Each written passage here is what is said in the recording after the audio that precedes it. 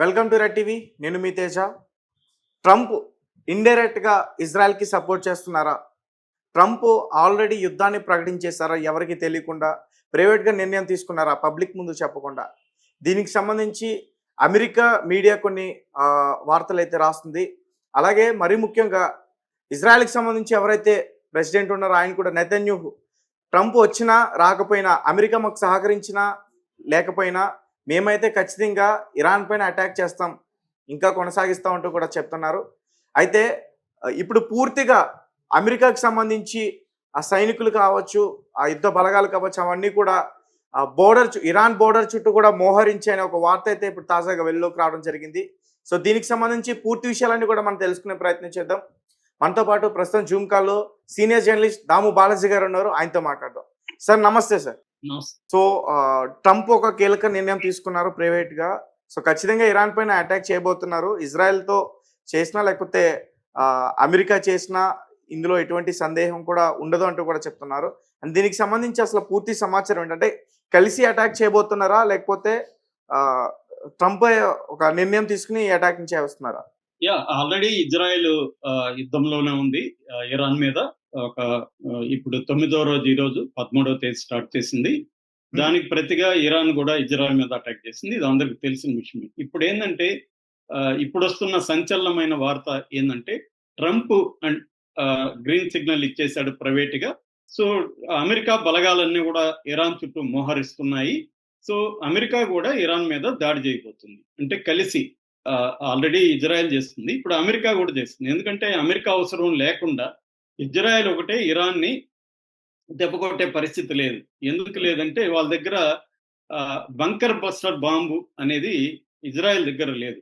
ఎందుకంటే వీళ్ళ ఫార్దో అనే ఒక న్యూక్లియర్ సైట్ ని కొట్టాలంటే అది అమెరికా దగ్గర మాత్రమే ఉంది. అది నేను ఆల్రెడీ చెప్పాను, GBU-57 అని ఆ బంకర్ బస్టర్ బాంబు అమెరికా దగ్గర మాత్రమే ఉంది. సో ఈ నేపథ్యంలో అమెరికా కూడా రంగంలోకి దిగబోతుంది. సో యుద్ధం ఎలా ఉండబోతుంది, దీన్ని ఇరాన్ ఎలా ఎదుర్కోబోతుంది, ప్రపంచం దీన్ని ఎలా చూడబోతుంది, ప్రపంచానికి ఏ రకమైన నష్టం జరగబోతుంది, ఈ విషయాలు మనం మాట్లాడుకుందాం. ముందుగా నేను ఒక చిన్న బ్రీఫ్ హిస్టరీ చెప్తాను. అదేంటంటే మనకి మిడిల్ ఈస్ట్ లేదా వెస్ట్ ఏషియా అంటారు ఈ ఏరియాని. ఇందులో మిలిటరీ పరంగా చూసుకున్నప్పుడు 2 అతిపెద్ద దేశాలు ఉన్నాయి. ఒకటి ఇజ్రాయెల్, ఒకటి ఇరాను. ఈ 2 కూడా పైకైతే న్యూక్లియర్ స్టేట్స్ కావు, కానీ ఇజ్రాయెల్ దగ్గర ఎప్పటి నుంచో న్యూక్లియర్ వెపన్స్ ఉన్నాయని చెప్తున్నారు. అయితే ఇజ్రాయెల్ దీన్ని ఒప్పుకోదు, అట్లని డిక్లైన్ కూడా చేయదు. అంటే లేదని చెప్పదు, ఉందని చెప్పదు అనమాట. కాకపోతే ఇజ్రాయెల్కి ఇరాన్కి తేడా ఏంటంటే ఇరాన్ న్యూక్లియర్ నాన్ ప్రొలిఫరేషన్ ట్రీటీలో ఒప్పందం చేసి సంతకం చేసింది. నేను న్యూక్లియర్ వెపన్స్ తయారు చేయనని సంతకం చేసింది. అట్లాగే ఇంటర్నేషనల్ మానిటరింగ్ కూడా ఇరాన్ ఒప్పుకునింది. అంటే నా దేశంలో ఎవరైనా వచ్చి పరీక్షించుకోవచ్చు, ముఖ్యంగా ఇంటర్నేషనల్ ఆటమిక్ ఎనర్జీ ఏజెన్సీ వచ్చి నా దేశంలో పరీక్షించుకోవచ్చు అని ఇరాన్ ఒప్పుకునింది. లాస్ట్ ఇయర్ 15 సార్లు ఈ ఇంటర్నేషనల్ ఆటమిక్ ఎనర్జీ ఏజెన్సీ ఇరాన్లో పోయి టెస్ట్ చేసి కూడా వచ్చిందన్నమాట. కానీ ఇజ్రాయెల్ అది ఒప్పుకోలేదు. నా దేశంలో టెస్ట్ చేయడానికి నేను ఒప్పుకోనని చెప్తుంది. అంటే ఇజ్రాయెల్ ఏమో దేనికి ఒప్పుకోదు, కానీ ఇజ్రాయెల్ని ఎవడు మాట్లాడదు. ఇరాన్ అన్నిటికీ ఒప్పుకొని ఏమీ లేకపోయినా కూడా ఇరాన్ దగ్గర ఉన్నాయని అటాక్ చేస్తున్నారు. ఇది జరుగుతున్నది. ఇది ఇరాన్ వైపు నుంచి చూసినప్పుడు 2015లో Iran America, UK, Germany, Russia, China, ఫ్రాన్స్లతో ఒక ఒప్పందం చేసుకునింది. ఆ ఒప్పందాన్ని ఏమంటారంటే the joint comprehensive plan of action అంటారు, JCPOA అంటారనమాట. ఈ ఒప్పందంలో ప్రధానమైన అప్పటికే ఇరాన్ మీద ఆర్థిక ఆంక్షలు ఉన్నాయి. 2009 నుంచి ఆర్థిక ఆంక్షలు ఉంటే ఇరాన్ ఈ ఒప్పందం చేసుకుంది. ఈ ఒప్పందంలో ప్రధానంగా ఏంటంటే ఒకటి, యురేనియం నిల్వల్ని 3.67% మాత్రమే 15 ఏళ్ల పాటు అంతే ఉండాలి, ఇంకా అంతకంటే పెరగకూడదు. నిల్వలన్నింటినీ తగ్గించుకోవాలి. తర్వాత దాని మీద రీసెర్చ్ ఆపేసేయాలి. స్టాక్ ఫైల్స్ అన్నిటినీ ధ్వంసం చేయాలి. తర్వాత ఇంటర్నేషనల్ ఏజెన్సీ, ఇందాక చెప్పిన ఇంటర్నేషనల్ ఆటమిక్ ఎనర్జీ ఏజెన్సీ ఎప్పుడైనా వచ్చి ఏ ఏజెన్సీ అయినా వచ్చి తమ దేశంలో పరీక్షించుకోవచ్చు. ఈ కండిషన్లకు ఒప్పుకొని సంతకం చేసింది ఇరాన్. దానికి బదులుగా ఆంక్షలు ఎత్తేసారనమాట ఇరాన్ మీద. ఎప్పుడు ఇది 2015లో జరిగింది. ఇది దాని తర్వాత యునైటెడ్ నేషన్స్ సెక్యూరిటీ కౌన్సిల్ కూడా దీన్ని 2231 అనే తీర్మానంతో ఈ ఒప్పందాన్ని అంగీకరించింది. సో ఇది ఇంటర్నేషనల్ గా అంగీకారం కుదిరిన ఒప్పందం. కానీ ట్రంప్ ఏం చేశాడు 2018లో దాని నుంచి బయటకు వచ్చేసాడు. దానికి కారణం ఏం చెప్పాడు ట్రంప్, వీళ్ళు మిసైల్స్ తయారు చేస్తున్నారు అది ఇది అని చెప్పి వచ్చేసి మళ్ళీ ఆంక్షల్ని 2018లో ఇరాన్ మీద విధించాడు. అప్పటి నుంచి అలాగే జరుగుతుంది. ఇప్పుడేం జరిగింది, మళ్ళీ ట్రంప్ వచ్చినాక మళ్ళీ ఇరాన్ని చర్చలకు రమ్మన్నాడు ట్రంప్. సరేని ఇరాన్ తరపున Iran foreign affairs minister Abbas Araghchi, ఆయన పేరు అబ్బాస్ అరాగ్చి, స్టీవ్ విట్కాఫ్ అని అమెరికా నుంచి ప్రతినిధి అనమాట. వీళ్ళిద్దరి మధ్య ఖతార్లో 5 సార్లు చర్చలు జరిగాయి వరుసగా. 6వసారి చర్చలు ఎప్పుడు ఉందంటే జూన్ 15న 6వసారి చర్చలు ఉంది. ఈ నేపథ్యంలో సడన్ గా ఇజ్రాయెల్ జూన్ 13న ఇరాన్ మీద ఆపరేషన్ రైజింగ్ లయన్ పేరుతో అటాక్ చేసేసింది. ఇది ఇరాన్ షాక్ అయింది. ఇదేంట్రా, నేను 5 సార్లు చర్చలకు పోయినాను, 6వసారి కూడా పెట్టుకున్నాం, ఇంక 2 రోజుల్లో ఉంది, ఇప్పుడు వీడు అటాక్ చేస్తాడని వాళ్ళు ఊహించలేదు, ఏమారున్నారు. దాంతో ఇజ్రాయెల్ ఏం చేసింది, వరుసగా భయంకరమైన నష్టాన్ని ఇరాన్కి కలిగించింది. వాళ్ళ ఆటమిక్ సైంటిస్ట్ని ఒక 10 మందిని చంపేసింది. వాళ్ళ టాప్ మిలిటరీ కమాండర్స్, 2 రకాల ఆర్మీ ఉంటుంది ఇరాన్లో, ఒకటి కన్వెన్షన్ ఆర్మీ, ఒకటి IRGC Islamic revolutionary guard corps. ఈ 2 రకాల ఆర్మీకి సంబంధించి 20 మంది కమాండర్స్ చంపేసింది. తర్వాత ఇంటెలిజెన్స్ అధికారుల్ని ఒక 10 మంది పైన చంపేసింది. తర్వాత నతాంజీ, ఇస్ఫహాన్, ఆరక్, ఫార్దో వీటి ఈ న్యూక్లియర్ సైట్ల మీద అటాక్ చేసింది. ఆయిల్ రిగ్స్ మీద అటాక్ చేసింది. జనావాసాల మీద అటాక్ చేసింది. ఇదంతా కూడా 12 నుంచి 18 గంటల్లో విపరీతంగా కొట్టగలిగింది ఏది ఇజ్రాయెల్. దానికి ఎప్పటి నుంచో ప్రిపేర్ కూడా అవుతుంది. ఆ దేశంలో బాంబుల్ని వాటిని డ్రోన్లని ముందు నుంచే అక్కడ పెట్టుకుంటూ వచ్చింది. మొసాద్ ఏజెంట్లు పనిచేస్తారు. ఇవన్నీ జరిగింది. దాని తర్వాత ఇరాన్ కోలుకొని ఇరాన్ కూడా ఒక ఆపరేషన్ ట్రూ ప్రామిస్ ఫేజ్ 3 పేరుతో ఇరాన్ అటాక్ చేయడం మొదలుపెట్టింది. ఇప్పుడు ఒక రకంగా 2 దేశాలకు కూడా నష్టం జరుగుతూ ఉంది. ఇటు ఇజ్రాయెల్కి జరుగుతుంది, ఇరాన్కి జరుగుతుంది. ఈ నేపథ్యంలో ఇప్పుడు అమెరికా రంగంలోకి దిగితే ఏం జరగబోతుంది, అసలు అమెరికా ఎలా రంగంలోకి దిగిపోతుంది అనేది ఇప్పుడు మనం మాట్లాడుకుంటే, ఎందుకంటే అమెరికా అవసరం ఇజ్రాయెల్కి ఎందుకు ఉందంటే ఇరాన్ ఈ స్థాయిలో అటాక్ చేస్తుందని ఇజ్రాయెల్ కూడా ఊహించలేదు. ఇరాన్ దగ్గర పాత 79కి ముందున్న విమానాలు, యుద్ధ ఎయిర్ క్రాఫ్ట్లే ఉన్నాయి, వాళ్ళు మనల్ని దెబ్బతీయలేరు, మన దగ్గర బ్రహ్మాండమైన రక్షణ వ్యవస్థ డిఫెన్స్ సిస్టమ్స్ 3 ఉన్నాయి, ఆరో 3, తర్వాత David sling and iron dome, ఈ 3 ఉన్నాయి. ఇవి కాకుండా థాడ్, పెంటగాన్ అనే అమెరికా ఉన్నాయి, ఇటు జోర్డాన్ ఉంది. కాబట్టి ఇరాన్ కొట్టలేదు అనుకున్నారు. కానీ ఇరాన్ ఈ డిఫెన్స్ సిస్టమ్లన్నింటినీ బ్రేక్ చేసి వాటి 90% సక్సెస్ రేట్ ఉంటే దాన్ని 65%కి తగ్గించేసి ఇరాన్ అటాక్ చేయగలిగింది. దాదాపు 400 రకాల మిసైల్స్, రాకెట్స్, సూపర్సోనిక్ మిసైల్స్, తర్వాత ఇంకా రకరకాలుగా దాన్ని అటాక్ చేసి దెబ్బ అయితే తీసింది.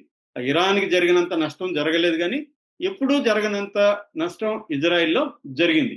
ఈ నేపథ్యంలో ఇప్పుడు అమెరికా రంగంలో దిగింది.